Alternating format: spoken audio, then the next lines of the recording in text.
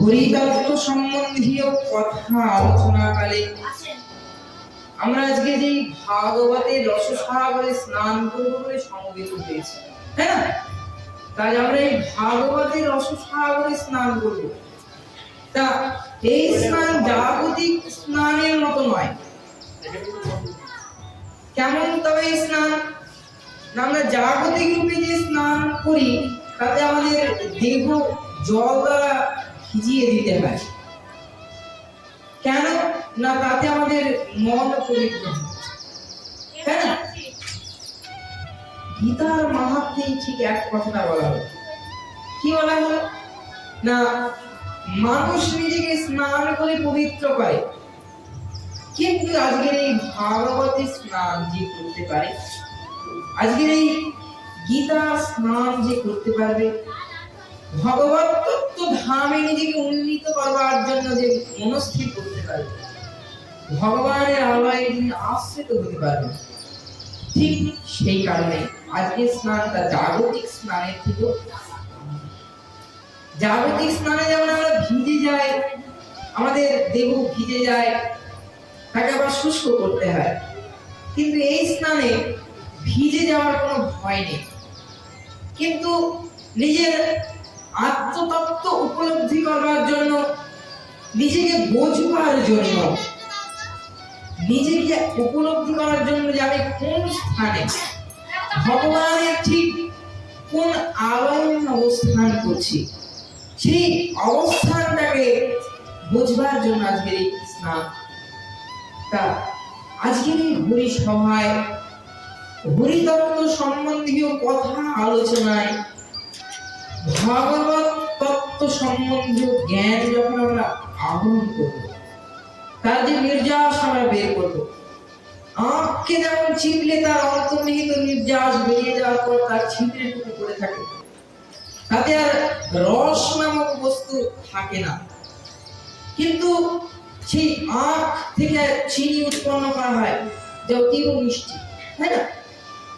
তা ঠিক এই স্নান থেকে আমরা ভাগবতকে নিগড়ে তার নির্যাসকে বের করে নেব। সেই নির্যাস থেকে আমরা সেই ভাগবত তত্ত্ব নামক চিনি তৈরি করব, যা অতীব সুস্বাদু মিষ্টি, যা গ্রহণ করতে পারলে জাগতিক কোনো মায়ার কাজ করে না। বুঝতে পারলাম? এই ঠিক তত্ত্ব সাগরীয় কথায় বৈদিক কোন গ্রন্থ, বৈদিক কোন সাহিত্য পাঠ করবার আগে, ভালো করে বুঝতে হবে, বৈদিক কোন সাহিত্য, বৈদিক কোন গ্রন্থ পাঠ করবার আগে তার মাহাত্ম্যকে জেনে নিতে হয়, তার মাহাত্ম্য তত্ত্ব সম্বন্ধীয় আলোচনাকে আগে জেনে নিতে হয়। কেন মাহাত্ম্যকে জানা লাগে? না, মাহাত্ম্যকে আগে জানলে সেই গ্রন্থ পড়ে আমাদের কি লাভ, কেন তা পাঠ করা উচিত, এই বিষয়ে একটা স্পৃহা জাগরিত হয়। কথা বলতে পারবে? কেন মাহাত্ম্য পাঠ করা উচিত? না, সেই মাহাত্ম্য পাঠ করলে সেই বইটা কেন আমরা পড়ব, পড়ে আমাদের কি হবে, কেন পড়া উচিত, এ বিষয়ে আমরা জানতে পারবো, এবং আমাদের অন্তর থেকে সেই ভাব জাগরিত হবে, এবং সেই ভাব জাগরণ ঘটার সঙ্গে সঙ্গে আমরা বুঝতে পারবো। সবাই বলুন রাধে।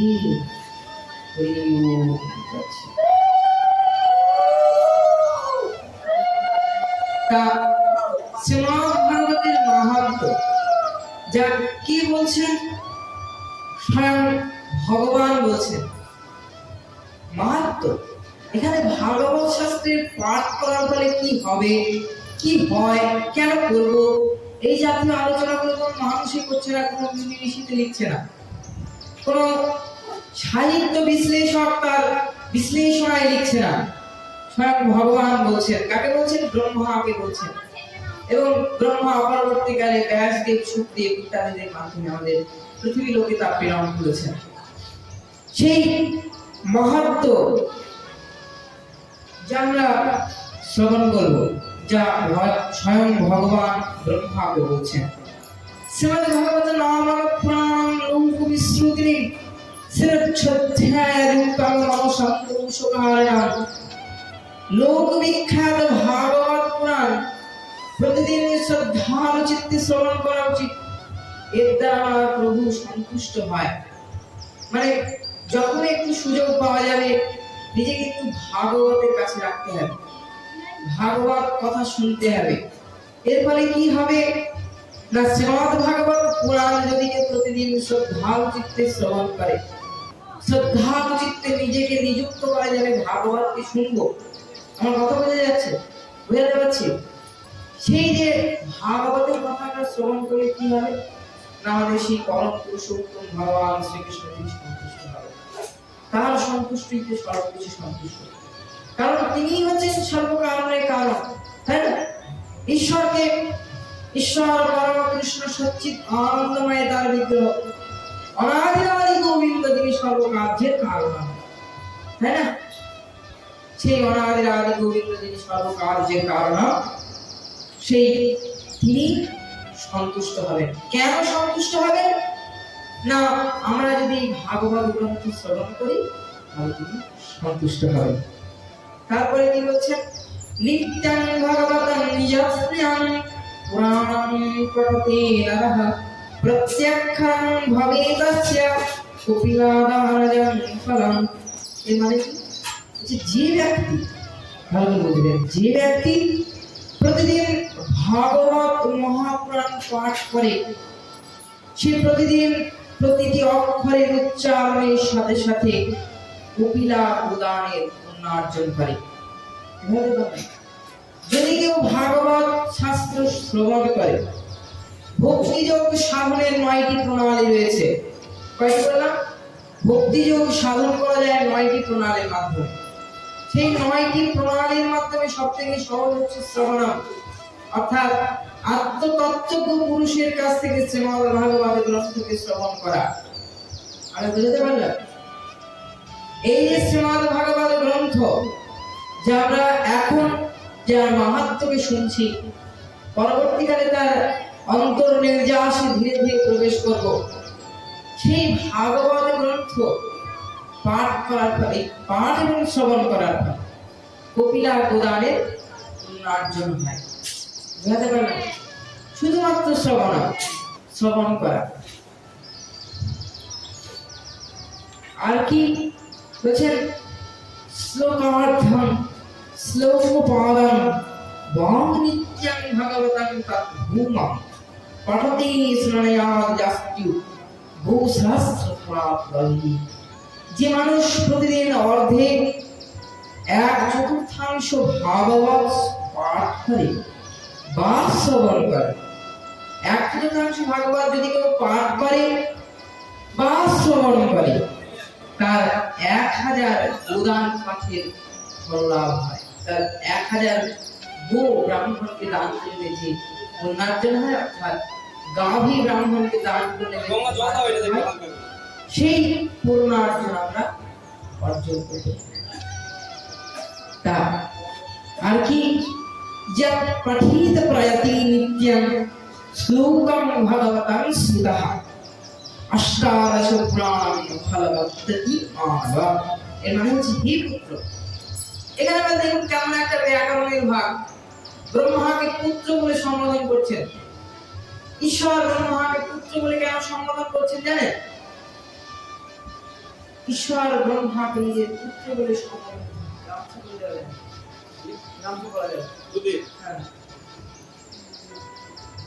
এবার ভগবান ব্রহ্মা কেন পুত্র বলে সম্বোধন করছেন? ব্রহ্মা তো তার পুত্র সম্পর্কের নয়। পুত্র শব্দটার মানে কি জানেন? পুত্র শব্দটার মানে, আমরা তো বলি আমার পুত্র, আমার কন্যা, অমুক তমুক। দেখবেন আলোচনা যদি করা যায়, পুত্র এই শব্দটার মানে হচ্ছে যিনি পরমার্থিক উন্নতি দান করেন। বুঝতে পারলাম? পরমার্থিক উন্নতি দান করেন। কিরকম ভাবে পরমার্থিক উন্নতি দান করবেন? কারণ নির্গম স্থলের উপর ভিত্তি করে শ্রদ্ধেয় ঋষিগণ এটা ভাগ করলেন। কারণ পুত্র এবং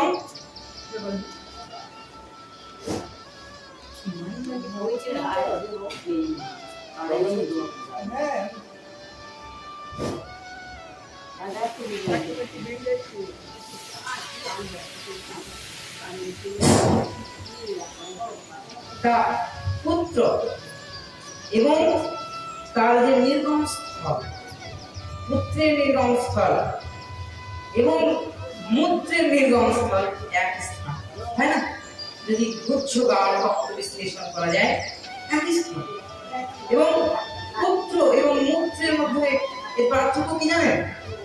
এর পার্থক্য হলো মূত্র এবং পুত্রের মধ্যে কোনো বিভেদ থাকবে না। কখন থাকবে না? না, বিভেদটা তখন থাকবে না যখন পুত্র যদি তার পিতা এবং পিতৃতুল্য এবং মাতা এবং মাতৃতুল্য ব্যক্তিদের ভগবত ধামে উন্নীত করবার জন্য প্রেরণ করেন।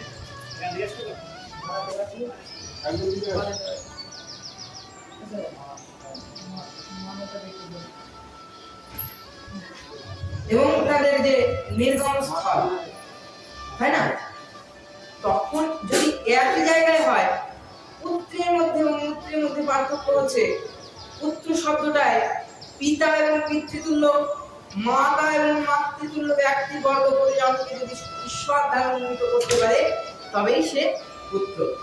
নচিত মূত্র এবং পুত্রের মধ্যে কোনো পার্থক্য থাকে না। বুঝাতে পারলাম এই তত্ত্বটা? এবার পরম পুরুষোত্তম ভগবান শ্রীকৃষ্ণ সেই অনাদি গোবিন্দ ব্রহ্মাকে পুত্র বলে সম্বোধন করছেন। কারণ আমরা জানি না, যখন সৃষ্টির রচনা হচ্ছে শ্রী শ্রী চণ্ডীকের বিশদ বিবরণ লেখা আছে। যখন বিষ্ণুর কর্ণমলজাত মধুকৈটব অসুরোদয়, ব্রহ্মার অস্তিত্ব বিনাশ উদ্যত, তখন কমলযোনি বিধাতা ব্রহ্মা দেবীকে আহ্বান করেছিলেন। ঠিক সেই সময়টায় ব্রহ্মার উৎপত্তি না বলা হচ্ছে ব্রহ্মা বিষ্ণু নাভি কমল থেকে উৎপত্তি লাভ করেছেন, অর্থাৎ নারায়ণ হরির শ্রী শ্রী নাভি থেকে ব্রহ্মার উৎপত্তি। অর্থাৎ ব্রহ্মা যেখানে সৃষ্টি, তার পিতা স্বরূপ বলা যেতে পারে আমাদের ঈশ্বরকে, ভগবান। তাই এখানে পুত্র বলে সম্বোধন করছে, হে পুত্র, হে বৎস, তাই পুত্র বলে সম্বোধন করা। তারপর বলছে পবিত্র চিত্র হয়ে, হে পুত্র, ব্রহ্মাকে বলছেন হে পুত্র। যদি কেউ পবিত্র হয়ে প্রতিদিন ভাগবতের একটি শ্লোক পাঠ করে, তার অষ্টাদশ পুরাণ পাঠের ফল লাভ হয়। যদি কেউ ভাগবত শাস্ত্র পাঠ করে, শ্রবণ করে, বোঝবার চেষ্টা করে, এমন নয় যে ভাগবতের আসরে গেলাম, নিয়ে বসলাম, ব্যাস আমি বিরাট পুণ্যবান হয়ে গেলাম, আমার সব হয়ে গেল, তা কিন্তু নয়। দূর থেকে যদি ভাগবতকে বুঝতে হয়, যদি ভাগবতকে বুঝতে হয়, সেই শুধু গিয়ে বসলেই হবে না, শুধু শ্রবণ করলেই হবে না। আমি গেলাম ভাগবতের আসরে বসলাম, ভাগবতকে শ্রবণ করলাম, ব্যাস ঈশ্বর আমার হয়ে গেল, আমি স্বর্গ পেয়ে গেলাম, তা কিন্তু বুঝতে পারলাম? তা কিন্তু ঠিক একবারে নয়।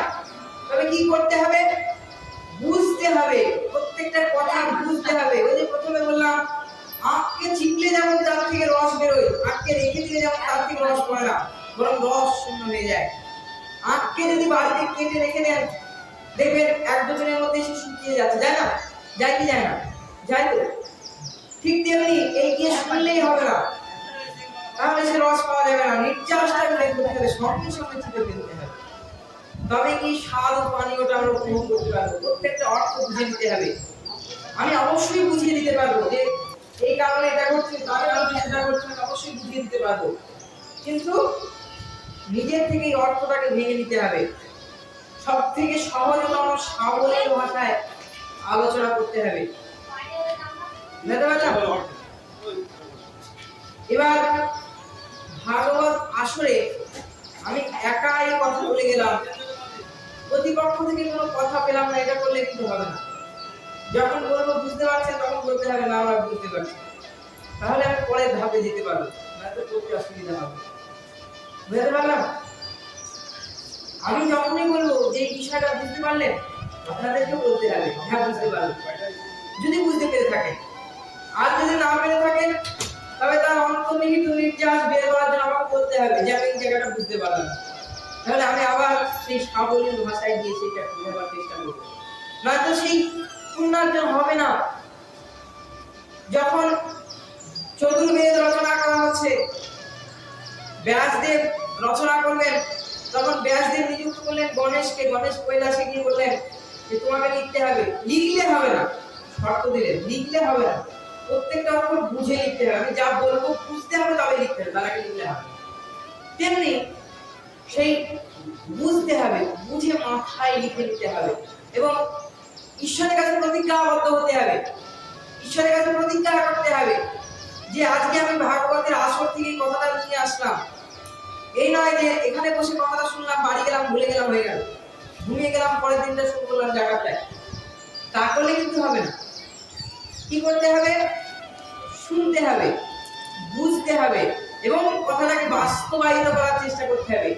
প্রকৃত সংকল্পবদ্ধ হতে হবে যে আমি আজকে সংকল্প করলাম যে ভাগবতের কথাটা আমি শুনলাম, এইটা আমার জীবনে কাজে লাগানো উচিত, আমি কাজে লাগাবো।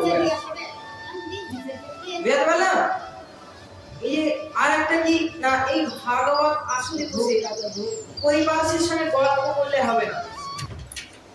কারণ কি, আপনি নিজে তো গল্প করছেন এবং পাশের জনকেও বিরক্ত করে দিচ্ছেন।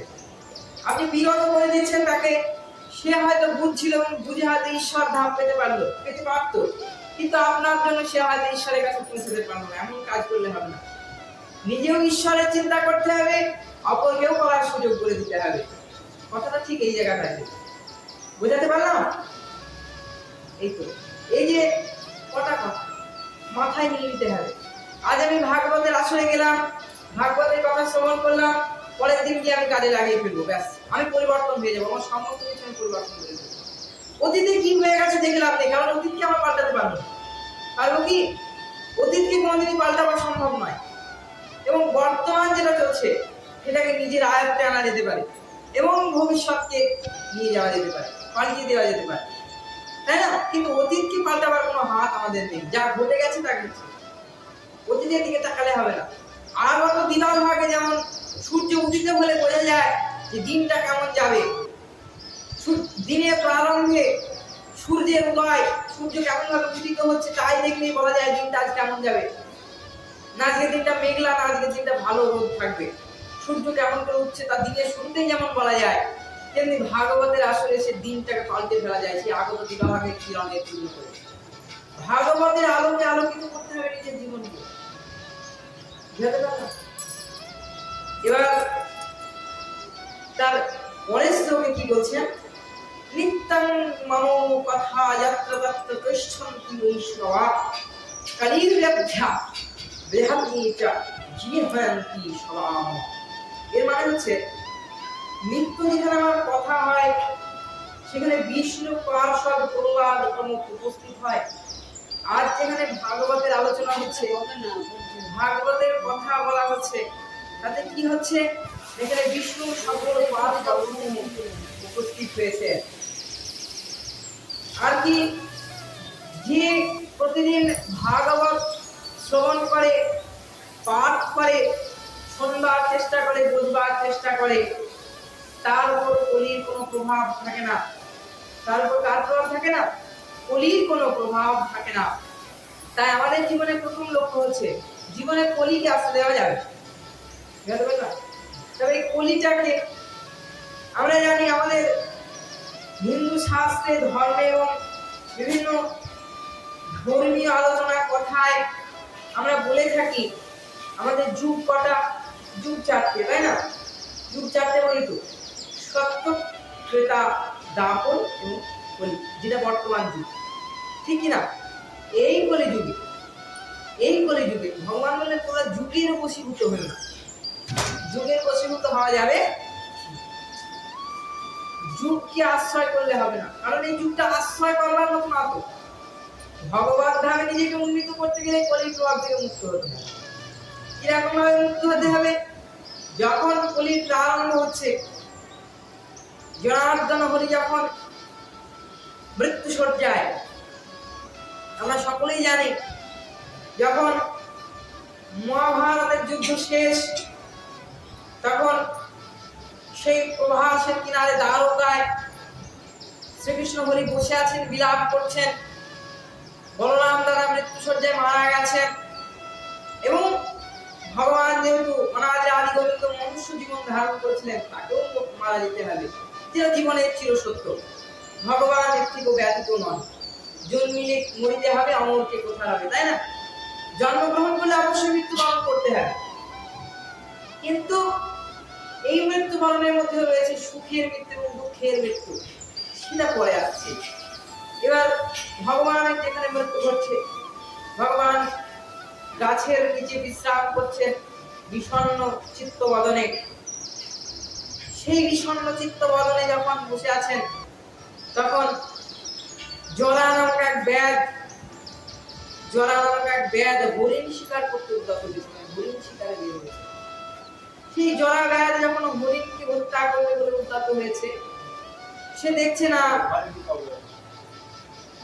হরিণকে যখন দেখছে যে হরিণটাকে এবার মারতে হবে, না হরিণ বলে চিহ্নিত করেছে সেটা হচ্ছে জনার্দন হরি কৃষ্ণের চরণ।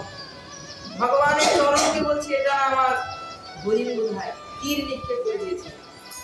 পায়ে তীর গিয়ে বিদ্ধ হওয়ার পর যেই না গিয়ে পায়ে তীর লেগেছে, তখনই কি হয়েছে, আমাদের গোবিন্দ হরি যখন মারা যাচ্ছে এবং বলির সঙ্গে সেখানে সাক্ষাৎকার হচ্ছে, দাপরের অন্ত হয়ে গেল। এক পরমাত্মা গোবিন্দ যখন মারা যাচ্ছেন, তখন দাপরের শেষ হয়ে গেল এবং বলি যখন শুরু হচ্ছে, কথা বলতে পারলাম, যখন শুরু হচ্ছে বলে কথা বলে না, খুব ডিস্টার্ব হয় কথা বলে। আপনাদের এই আলোচনা শুনবো না, আপনি আমার আলোচনা শুনবেন, বলুন। আপনাদের সাংসারিক আলোচনা কালকেও থাকবে, আমি চলে গেলে আমার পরেও থাকবে, তাই না? একসঙ্গে বসে পাড়ায় বেশি আলোচনা হবে, কিন্তু আমি চলে গেলে আমাকে আর পাওয়া যাবে না। যাবে? আজকের দিনটা ফিরে পাওয়া যাবে? যাবে না তো। তাই সাংসারিক আলোচনাটা ওই সংসারে রেখে আসতে হবে। এই যে ঘরে গিয়ে একটু দুধ জাল দিলাম, কাকি তুমি বসে আছো, ভাগবতের কথা শুনে আসি, শুনে আমার গ্যাসে দুধটা জাল হচ্ছিল যে পুড়ে যাবে, উঠে চলে গেল। সংসারে জাগতিক মায়া সংসারে রেখে আসতে হবে, নাহলে ভাগবতের আসরে বসা যাবে না।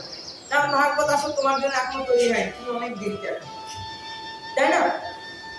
ভাগবতের আসরে বসতে গেলে তোমাকে আগে কি করতে হবে না, নিজেকে আগে বশীভূত করতে হবে। না আমি কি বসবো, তো বসবো, আমার কেউ নাই, আমার স্বামী নাই, আমার সংসার নাই, আমার কেউ নাই, বুঝতে পারলাম, আমার কেউ নাই বাড়িতে, আমি এখানে ভাগবতের ভাগবত এটুকু মাথায় নিয়ে বসলেই হবে। আর তাছাড়া বাড়ির আলোচনা আপনাদের এখানে আলোচনা করলে ভাগবতের আলোচনা কোনো ফল পাওয়া যাবে। তাই আবার আলোচনায় ফিরে আসি। যদিও এই যে ধর্মতত্ত্ব আলোচনা কলির যেখানে প্রারম্ভ হচ্ছে, দাপরের অন্ত হয়ে গেল, কলি শুরু হচ্ছে। কলি ভগবানকে বলছে তোমার যুগ তো শেষ হয়ে গেল, তুমি এবার চলে যাচ্ছ, আমার যুগটা শুরু হবে, আমার আলোচনা এবার শুরু হবে, আমি এবার চলে আসবো। ঠিক আছে, আমি তো ঠেকাতে পারবো না, কলি যুগ তো আসতেই হবে, ঠিক আছে, আসো, অসুবিধা নেই। তবে জানলে তিনটে শর্ত আছে তোমার জন্য। কি শর্ত? বলে তুমি সব জায়গায় থাকতে পারবে না। কেন? বলে তোমাকে তিনটে ক্ষেত্র আমি বেঁধে দিলাম, এই তিনটে ক্ষেত্রেই তুমি মাত্র সীমাবদ্ধ। কিভাবে না বলো, কি কি ক্ষেত্র? প্রথম হচ্ছে স্বর্ণ, সোনা। দেখবেন এখন বর্তমান যুগে মানুষের সোনার প্রতি খুব রলুসতা, সোনার খুব চাহিদা, একে অপরকে সোনা গয়না তৈরি করে দিই, জানো দারুণ দেখতে, কানের বাপটা ও দারুণ করেছি, জানো দারুণ লাগে তো, থাকি দিল সোনার গয়নাটা দারুণ হয়েছে। এই যে এক সোনা। দুই কি জুয়া, জুয়া বোঝেন? জুয়া খেলা, অর্থের বিনিময়ে যে অর্থ জিতবার যে খেলা, যদিও তাতে মানুষ ধ্বংসমুখী হয়। দেখবেন এই যে তিনটে জায়গার আমি নাম বলছি, এই তিনটে জায়গার যদি কেউ একবারে উঁচুতে উঠে যায়, সে কিন্তু ধ্বংসের দিকে চলে যায়। দেখবেন একদিন কেউ লটারি কাটতে বের হয়েছে, ভাগ্যক্রমে যদি লটারিতে 100 টাকা বেঁধে যায়, ঠিক আবার পরের দিন কাটতে মন যায় যে 100 টাকা, কাল বোধ 1 কোটি টাকা বাঁধবে, যাই লটারিটা কেটে আসে। এই যে লালসা, এই যে লোভ, এই যে শুরু হলো, এর আর কোনো শেষ নাই। এই যে লোভে শুরু হয়ে গেল, লালসতা শুরু হয়ে গেল, এ কিন্তু আস্তে আস্তে আস্তে আস্তে মানুষকে ধ্বংস করে দেবে। দেবে কি দেবে না? শোনা, ওই যে লোভ, সবকিছুর অন্তে লোভ নামক একটা শব্দ চলে আসে। ওই যে শোনা শুরু করলো তো শেষ, মানুষকে শেষ করে দেবে, জীবন শেষ। আর কি শোনা বললাম, জুয়া বললাম, আরেকটা হচ্ছে নারী। এই যে মেয়েদের একটা আসক্তি পুরুষের মধ্যে থাকে, এটার মধ্যে কলির একটা প্রভাব থাকে এবং এর ফলে মানুষ ধ্বংসের মুখে চলে যায়। এই তিনটি ক্ষেত্রে তুমি বদ্ধ থাকবে। কারণ কি দেখবেন, ভগবান এই তিনটি জায়গাকে বললেন, কারণ এই তিনটি জায়গাতে থাকলে যে সকল মানুষ যায় তারা ভগবত চিত্তে কোনোদিন যায়ওনি, যেতেও পারে। ঠিক নয়? যারা সোনা পয়সা ইত্যাদি ইত্যাদিতে যারা আসক্ত, তারা ভগবত ধামে কোনোদিন যেতে পারবে? ভগবানের আশ্রয় কোনোদিন আশ্রিত হতে পারবে? পারবে না। তো ভগবান বেঁধে দিলেন যে তুমি এই কটা জায়গাতেই সীমাবদ্ধ, তুমি এই কটা জায়গাতেই থাকবে, আর তোমার যাওয়ার কোনো জায়গা নেই। বলে তাই হোক। এছাড়া ভগবান বলছেন, বলি ভালো করে তুমি আমার ভক্তের হৃদয়ে কোনোদিন জায়গা করে নিতে পারবে না। আমার ভক্তের হৃদয়ে কোনোদিন তুমি জায়গা করে নিতে পারবে না। কারণ কি, ভাগবতী একটু আগে আমি বললাম যে কোনো ভক্ত হতে গেলে, ভগবানের ধামে আশ্রিত হতে গেলে, ভগবত তত্ত্ব উপলব্ধি করতে গেলে আগে প্রথমেই জানতে হবে কি না, ঈশ্বরে নিমিত্ত হওয়া এবং নিজেকে কলির প্রভাব থেকে মুক্ত রাখা। বুঝতে পারলাম? পরের শ্লোক কি বলছেন? বলছেন বৈষ্ণবান শস্ত্রাণি যদুহন্তি গৃহে বা সর্বকামানি মুক্তা ভবন্তি সুরবন্দিতা। যে মানুষ ঘরে বৈষ্ণব শাস্ত্রের পূজা অর্চনা করে, ভাগবত গীতার পূজা অর্চনা করে, সাবলীল ভাষায় এটাই, যে ভাগবত গীতার পূজা অর্চনা করে, জল তুলসী পত্র চন্দন দান করে, সে দেবতাদের দ্বারা বন্দিত হয়। সাধারণ মানুষ কি করে? দেবতাদের পূজা অর্চনা করে না? করে না? দেবতাদের পূজা অর্চনা করে। এবার যে ভাগবত শাস্ত্রে পূজা অর্চনা করছে, সে আবার দেবতাদের দ্বারা পূজনীয়, মানে দেবতারা সেই ব্যক্তি পূজা করছে। কেমন জায়গায় ভগবান তুলে দিচ্ছেন আস্তে আস্তে। মানে ন্যূনতম একটু কার্য করলে আমরা একটা চরম জায়গায়, চরম সীমায় উপলব্ধি হতে পারছি, আমরা চরম জায়গায় পৌঁছে যেতে পারছি। কথাটা ঠিক সেই জায়গায়। ভগবানের কাছে আসা যেমন বিরাট কঠিন একটা বিষয়, যে কেউ চট করে ভগবানের কাছে আসতে পারে না, ভগবানের আশ্রয়ে আশ্রিত হতে পারে না। ভাগবত শাস্ত্র শ্রবণ করে গল্প করে ভাগবতের আসলে গিয়ে বসতে পারে না, এটা কঠিন। ভাগবতের কাছে গিয়ে বসা, মনকে বশীভূত করে রাখা, আজ ভাগবত আমি শুনবো, এটা যেমন খুব কঠিন, তেমনি ততটাই সহজ যদি কেউ একবার গিয়ে বসে ভগবানকে পাওয়া। বুঝতে পারলাম? ভাগবতের মাধ্যমে খুব তাড়াতাড়ি ভগবানকে পাওয়া যায়। আর কি বলছেন? জুহায়ান্তি গৃহে নিত্যাং ভগবতং শাস্ত্রাং কিলো আস্ফয়ান্তি বহনীতি তেষা প্রতিভক্ষ্যামহম। কলিযুগে যারা নিজের ঘরে প্রতিদিন ভাগবত শাস্ত্রের পূজা করে, আনন্দ চিত্তে তারা ভূমণ্ডলে বিচরণ করে, তারা আনন্দ চিত্তে নিজের আত্মায় আনন্দিত হয়ে এই ভূমণ্ডলে বিচরণ করে। কলির থেকে তাদের নির্ভয়ে থাকে, তাদের কলির উপর কোনো জাগতিক মায়াবন্ধন কাজ করে না, তাদের উপর আমি সতত প্রসন্ন হই। ভগবান বলছেন যারা ভাগবত শাস্ত্রের রক্ষণাবেক্ষণ করছে, আমি তাদের প্রতি খুবই আনন্দিত হই, আমি সতত তাদের প্রতি প্রসন্ন থাকি। ঠিক না? আর কি বলছেন? জয়চ্ছন্তি বৈষ্ণবী ভক্তা শাস্ত্রাং ভগবতী হিজি বিকল্পী করি সহস্রমামলৌকি বসন্তি। বিষ্ণু ভক্ত মানুষের যে ভক্তিযুক্ত চিত্তে ভাগবত শাস্ত্র দান করে, সে সহস্র কোটি কল্প পর্যন্ত আমার বৈকুণ্ঠ ধামে নিবাস করে। অর্থাৎ যে ভাগবত শাস্ত্রের শ্রবণ করছে, কীর্তন করছে, সে কি করছে না কোটি কল্প কাল পর্যন্ত ভগবানের আশ্রয়ে আশ্রিত হয়ে থাকতে পারছে।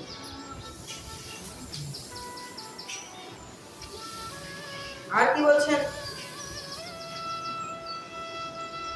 দৃষ্টা ভগবতং দূর প্রথিতং সম্মুখং বীজঃ পদে পদস্মেরস্য ফলং প্রপীতং নস্যং স্যাম।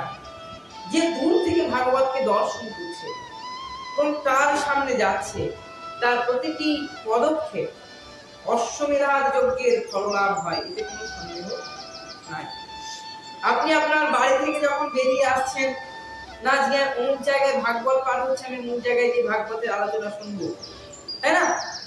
অমুক জায়গায় ভাগবতের পাঠ হচ্ছে, আমি অমুক জায়গায় গিয়ে ভাগবতের কথা শুনবো। এই যে আলোচনা, এই যে কথা, এটা যখনই আপনি শুনছেন, যখনই আপনি স্থির করলেন যে আমি ভাগবত পাঠ শুনতে যাবো, ব্যাস আপনি এক পা করে যেই ফেলতে লাগলেন, একটা পা ফেলাতে আপনার একটা করে অশ্বমেধ যজ্ঞের ফল লাভ হচ্ছে। এটা যখন মানুষ বলছে না, কিন্তু কোনো মুনি ঋষি কোনো জ্ঞানীজন বলছে না, স্বয়ং ভগবান এবং মাকে বলছে, যেটা আমি শুরুতেই বলেছিলাম। বুঝতে পারলেন না? আর কি বলছেন? কর্তব্যি মম শাস্ত্রাণি হি যশো ধর্ম জনার্থয়া পাপক্ষয়াং লোকেশ মুখ্যং ধর্ম বুদ্ধিনা। হে লোকেশ, হে যশ ধর্ম বিজয় প্রাপ্তির জন্য, পাপক্ষয় এবং মোক্ষ প্রাপ্তির জন্য ধার্মিক মানুষেরা সর্বদাই ভাগবত শাস্ত্র শ্রবণ করে থাকে। যে সকল ব্যক্তি ধর্মের পথ অনুসারী ঈশ্বরকে চিত্ত করে, তাদের কি হচ্ছে? ভাগবত শাস্ত্র শ্রবণ করা উচিত। ভগবান গীতায় প্রভূত ব্যাখ্যা করছেন, কর্মের ফল তোমাকে বাবা ভোগ করতেই হবে। তুমি যাই করো, তুমি তোমার জীবনে যেগুলো কর্ম করেছো তার ফল তোমাকে ভোগ করতেই হবে। হবে কি হবে না?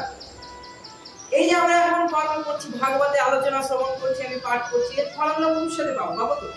এটা ভগবান আপনি বলছে, গীতায় ব্যাখ্যা করছেন।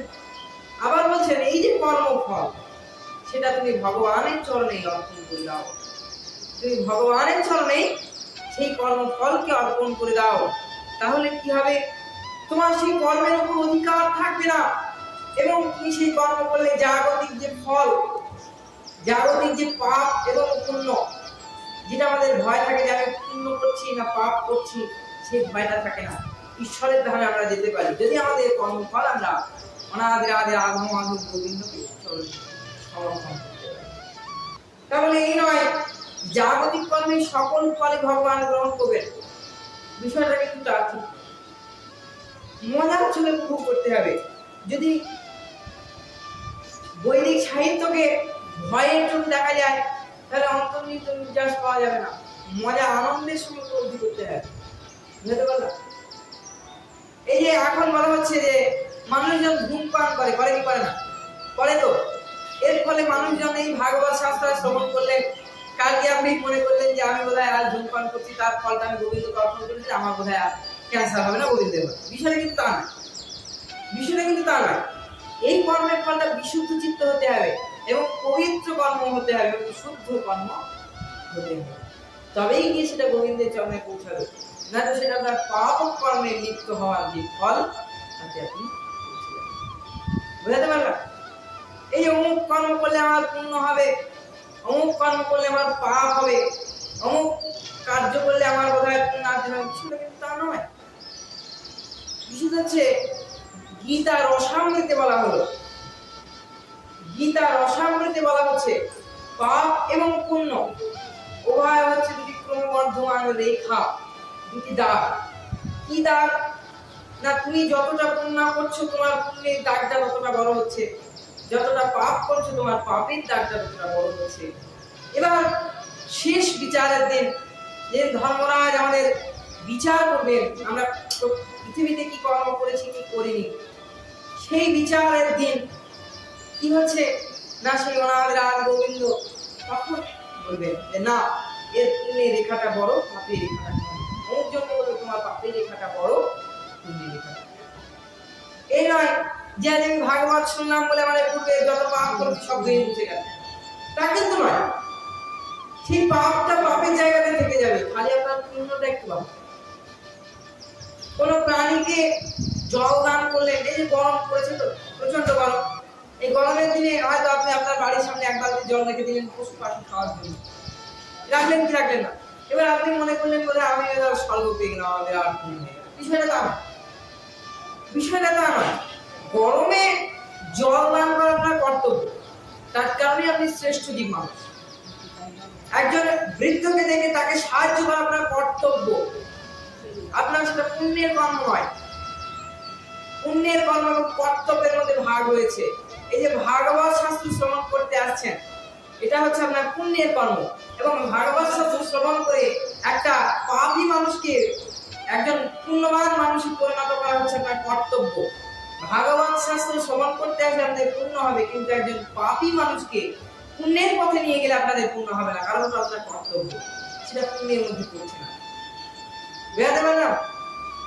এই যে পাপ এবং পুণ্য উভয়কে প্রশমিত করতে পারে না, সবাই নিজের দিকে বিবর্ধিত হয়। বুঝতে পারলাম? ঠিক সেই রকমই আর কি বলা হলো,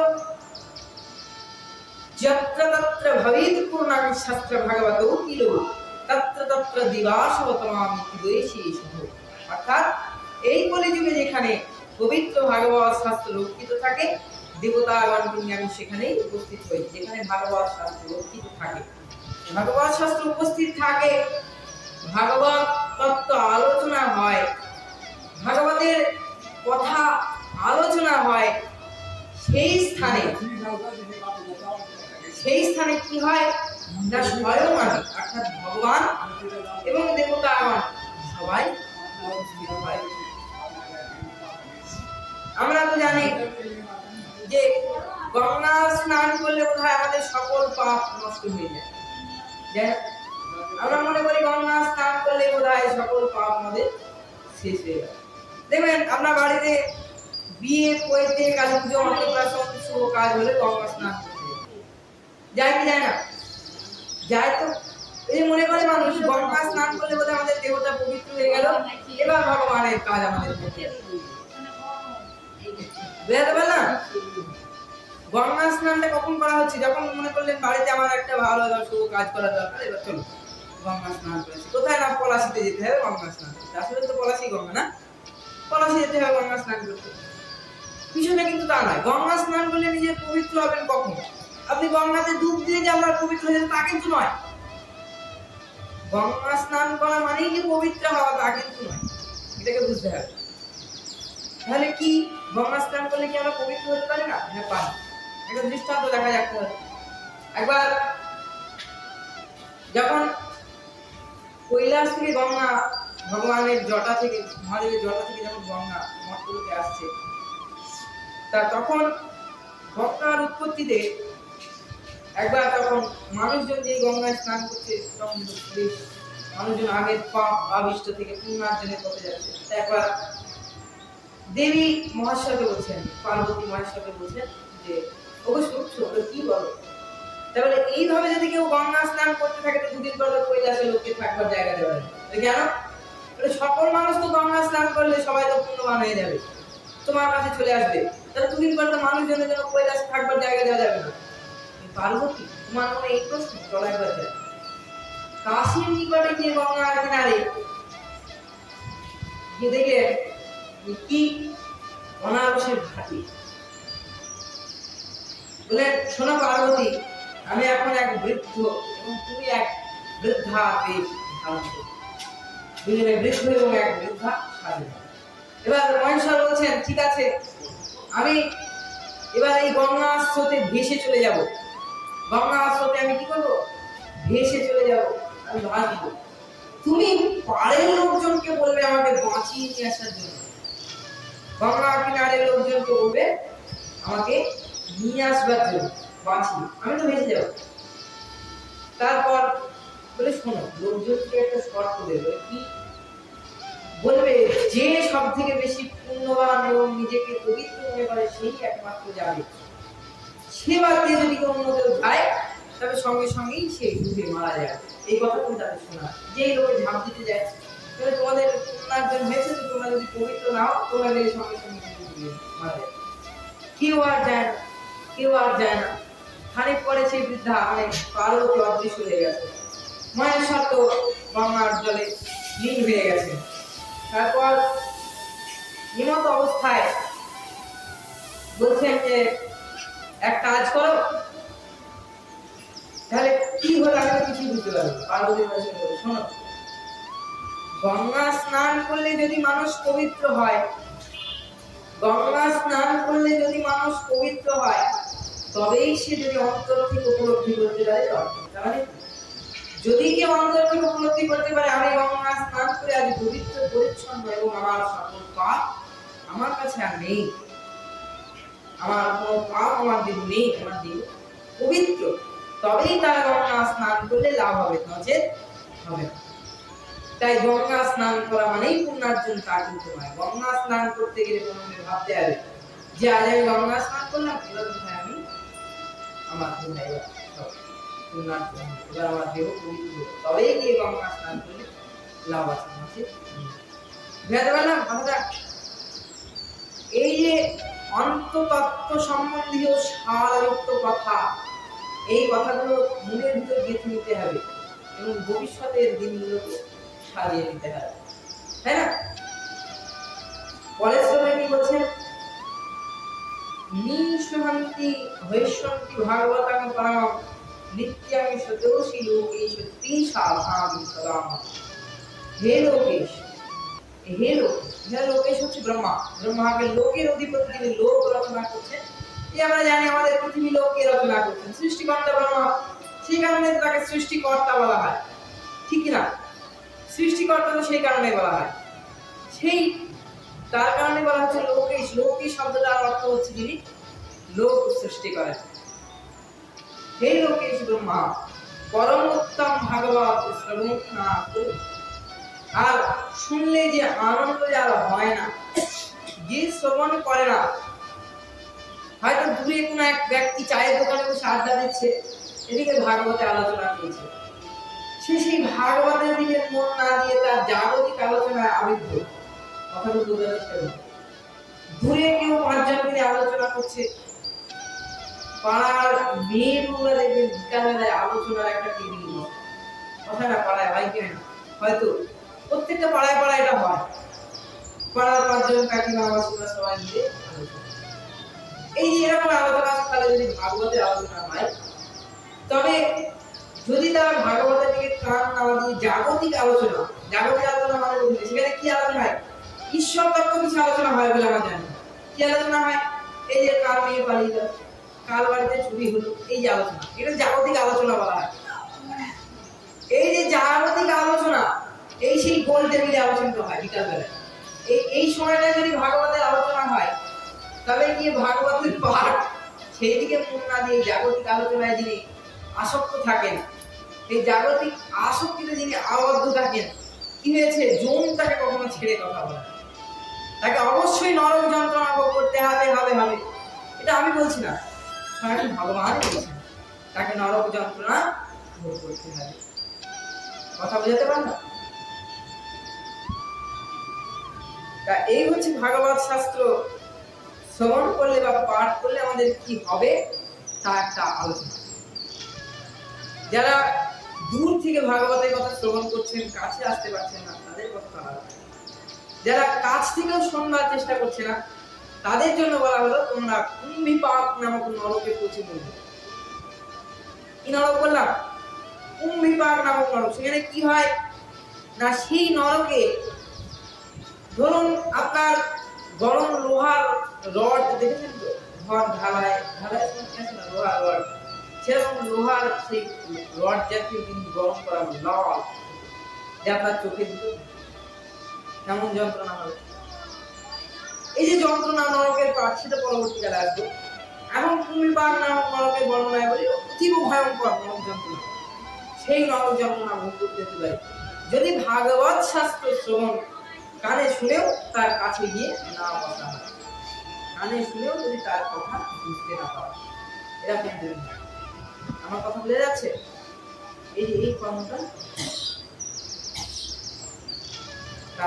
এই ছিল ভগবান কর্তৃক ব্রহ্মাকে বলা শ্রীমদ্ ভাগবতের মাহাত্ম্য।